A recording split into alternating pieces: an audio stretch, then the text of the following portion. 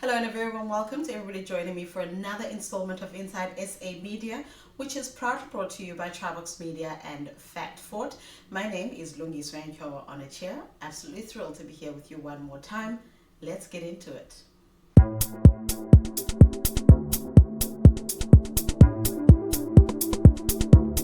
Today, September 28th, is World News Day. It's a time for journalists and media organizations worldwide to reflect on the value of fact-based journalism. How has encountering misinformation affected you? Have you thought of that? And what defines trusted news for you? These are very important questions that I want all of us to have in the back of our minds as we go through the episode together today.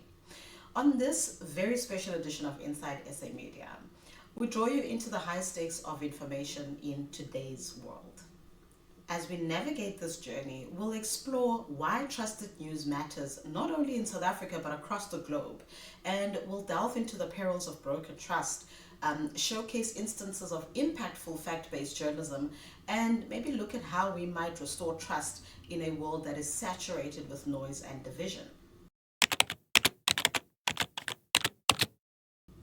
Let's start with the global picture. Consider this. A 2024 Reuters Institute report found that only 40% of people across 46 countries say they trust news most of the time. Now, to put that into perspective, I want you to imagine sitting at like a dinner table with 10 friends. 4 of them would likely doubt the headlines they read.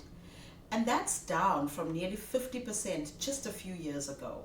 In the United States, trust is even lower. Only 32% of Americans say they trust the news. And here in South Africa, trust has been fragile too, with studies showing a high reliance on social media, but low confidence in the accuracy of the information that is coming from those social media platforms. So we need to ask ourselves, what happens then if trust in the news disappears? Now, we've seen the consequences of something like this before, so we're going to take a look at some previous cases where a little bit of trust has disappeared in the news. During the COVID-19 pandemic, we had false information that spread so quickly that it was moving faster than the actual scientific facts that we needed, and in some of those cases, it cost lives. Another example is in Myanmar, where Facebook misinformation fueled hate speech and violence against the Rohingya. And closer to home in South Africa, rumors on WhatsApp during that horrible time in the July 2021 unrest fanned the flames of violence and looting. These moments remind us that trusted fact-based journalism is not a luxury, it's a lifeline. Imagine a nurse during the peak of COVID-19 anxiously awaiting each day's updates, relying on verified news to guide her decisions.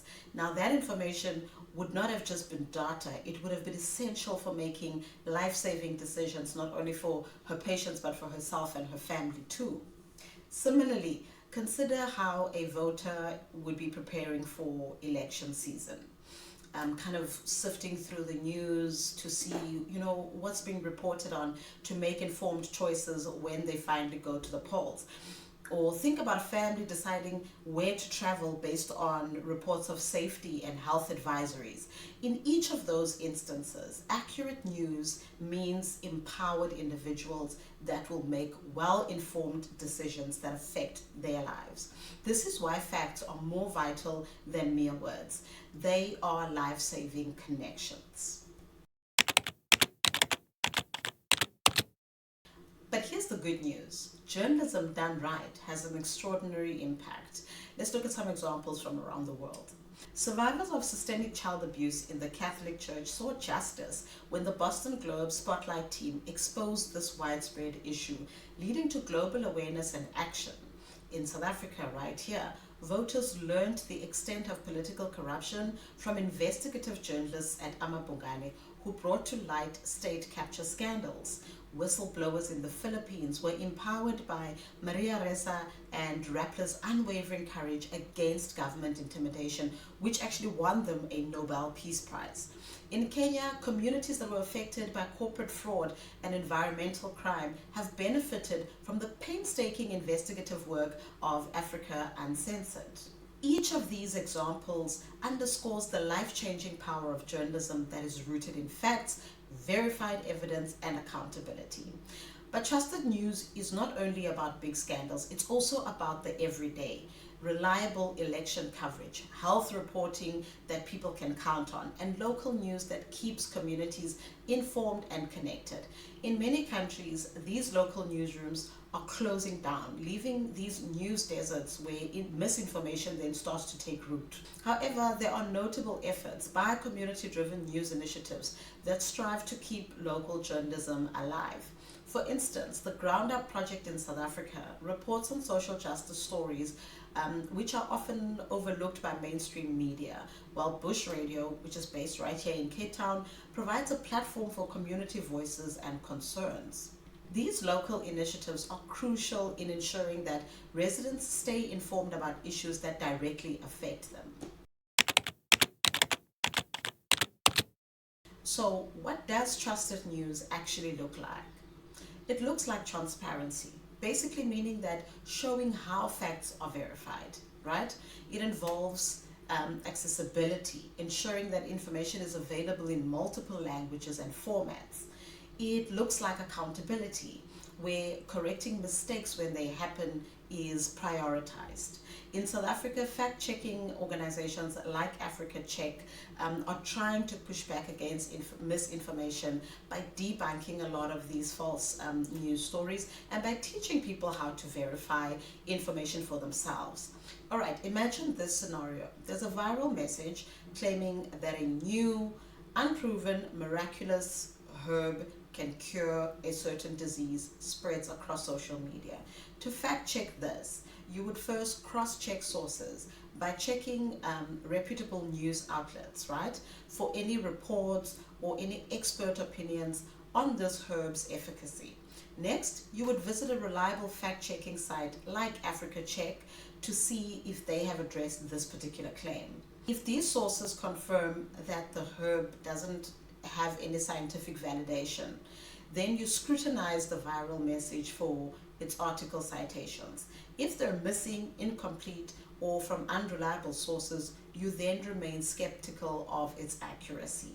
These steps not only help you to debunk false information, but they also illustrate how the proactive approach each of us can take to verify facts works. Globally, we're seeing similar moves. In Finland, media literacy is taught in schools, making it one of the most resilient countries against fake news. In Nigeria, we've got grassroots fact-checking collectives that work in local languages to combat rumors that spread in rural areas. And across Europe, major newsrooms are actually opening up their processes, right? Explaining how they sourced certain stories so that audience can see the work behind the headlines. Trusted news, in other words, is not just about what journalists do, it's also about how audiences engage. Remember, audiences play a crucial role as co-producers of truth, not just passive recipients. So by adopting a newsroom mindset, individuals can actively participate in verifying facts, questioning sources, and encouraging better journalism. Journalism is a public good, but it thrives on public trust and active public involvement. As we mark World News Day, I want us to remember that trusted news is fragile. It can be eroded by political pressure, by economic hardship, or by digital misinformation. But it can also be rebuilt through a commitment to facts, a commitment to transparency, and a commitment to accountability. Since we've gone through what the steps are, or how you verify information or an article, consider forwarding one verified article today to a friend or a colleague. It is a small step, but it does help to spread factual information. By supporting credible media through actions like subscribing to quality news outlets, donating to independent journalism projects, sharing articles responsibly, and also engaging in media literacy efforts, each of us can play a role. What one action will you take this week to nurture trusted news? Share your comments with us in the comment section, and of course go ahead and join the global conversation using hashtags like World News Day.